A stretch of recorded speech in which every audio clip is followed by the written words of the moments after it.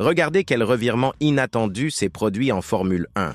Alors que tout le monde pensait que McLaren était confortablement en tête du championnat des pilotes avec Oscar Piastri, Max Verstappen a décidé de lancer une bombe au cœur de la saison 2025. Et quand Andrea Stella, directeur de McLaren, déclare que Verstappen représente une véritable menace pour le titre en utilisant des majuscules, nous savons que la situation est devenue extrêmement délicate. Mais l'écurie de Woking a-t-elle vraiment des raisons de s'inquiéter? Ou sommes-nous simplement face à l'attention de ceux qui ont vu le quadruple champion du monde reprendre sa trajectoire victorieuse? Analysons le contexte qui a complètement transformé ce scénario. Après un début de saison irrégulier pour Red Bull, période durant laquelle l'équipe a perdu la suprématie totale qui nous était familière, Max Verstappen semblait loin de la lutte pour le titre.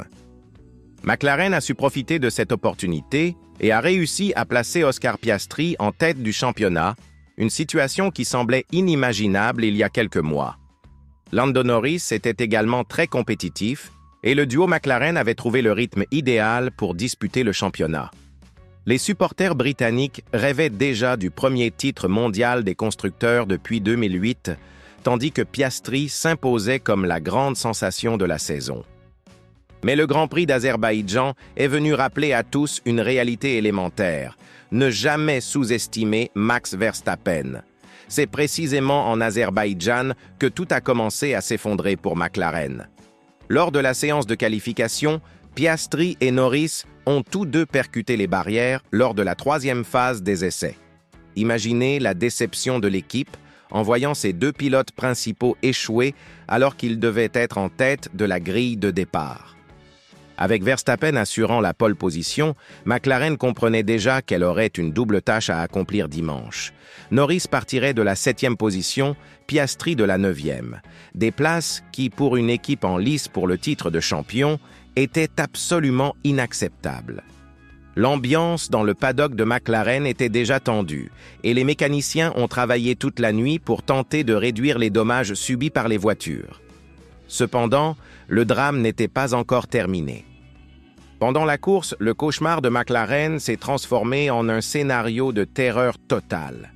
Piastri, qui avait commencé le week-end en tête du championnat, a connu un départ catastrophique.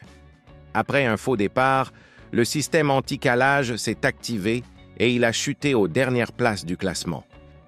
Alors qu'il commençait enfin à remonter les positions, faisant preuve de toute son habileté et de sa persévérance, le moment le plus dévastateur est arrivé.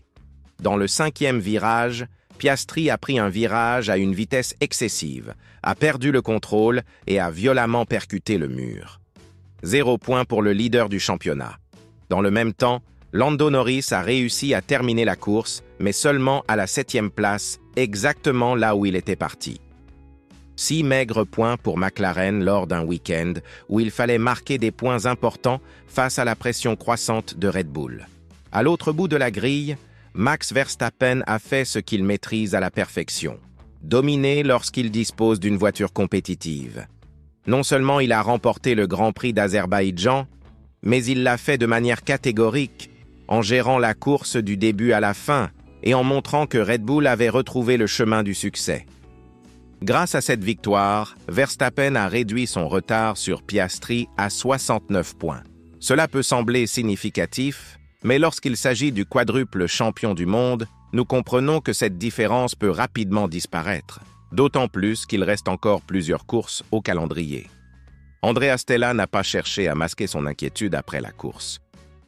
Interrogé sur les chances de Verstappen de remporter le titre, il a été catégorique: « J'avais déjà utilisé des majuscules hier lorsque j'ai répondu par l'affirmative et aujourd'hui je pense que cela ne fait que confirmer. La mention des majuscules n'est pas seulement une figure de style, elle représente une déclaration de confrontation. » Stella reconnaît que nous avons affaire à Max Verstappen, un pilote qui, lorsqu'il dispose d'une voiture compétitive, ne laisse tout simplement aucune chance à ses adversaires. Et plus inquiétant encore, Red Bull semble avoir retrouvé le cap perdu au cours de la saison, précisément au moment où McLaren avait le plus besoin de préserver son avantage. Le dirigeant de McLaren a été encore plus précis dans son évaluation technique. Il a mentionné qu'à Monza, déjà, Red Bull avait montré des signes évidents d'évolution. Il ne s'agissait pas seulement d'une voiture qui fonctionnait correctement sur des circuits à faible résistance aérodynamique. Verstappen était rapide dans les virages à vitesse moyenne et faible, rapide dans les lignes droites, présentant un équilibre aérodynamique qui avait fait défaut au milieu de la saison. Une combinaison redoutable qui rappelle les périodes fastes de Red Bull entre 2021 et 2023. Stella a reconnu que Bakou serait toujours un circuit difficile pour McLaren, mais il a clairement indiqué qu'à partir de maintenant, chaque erreur coûterait cher dans la course au titre. Voici la dure réalité que McLaren préfère ne pas reconnaître publiquement. Ils ont sous-estimé la capacité de récupération de Red Bull et de Verstappen lui-même. Alors qu'ils célébraient la tête du classement de Piastri et rêvaient d'un titre inédit, l'équipe autrichienne travaillait discrètement en coulisses, corrigeant les problèmes aérodynamiques et de réglage qui avaient écarté Verstappen de la course. Et lorsque Red Bull trouve le bon réglage pour la voiture, aucun pilote du plateau actuel n'est capable de tirer le meilleur parti de la machine. C'est une leçon que McLaren apprend de la manière la plus douloureuse qui soit, en voyant son avance au championnat fondre course après course. La tension a désormais complètement changé de camp. Si auparavant, c'était Verstappen qui tentait de rattraper son retard et de récupérer les points perdus en début de saison, c'est désormais McLaren qui doit prouver qu'elle peut maintenir son niveau sous la pression. Piastri, bien que jeune et extrêmement talentueux, n'a pas encore l'expérience nécessaire pour disputer un titre mondial contre un pilote du niveau de Verstappen. Norris, quant à lui, a déjà montré des signes d'anxiété à des moments décisifs lors des saisons précédentes, en particulier lorsque la pression s'intensifie. Parviendront-ils à garder leur sang-froid sachant que le quadruple champion du monde est à leur trousse et rattrape rapidement son retard? Le prochain défi sera Singapour, un circuit urbain qui profite traditionnellement à McLaren en raison de ses caractéristiques techniques. Stella a raison de dire qu'il devrait reprendre la lutte pour la victoire à cet endroit, mais la tension sera colossale.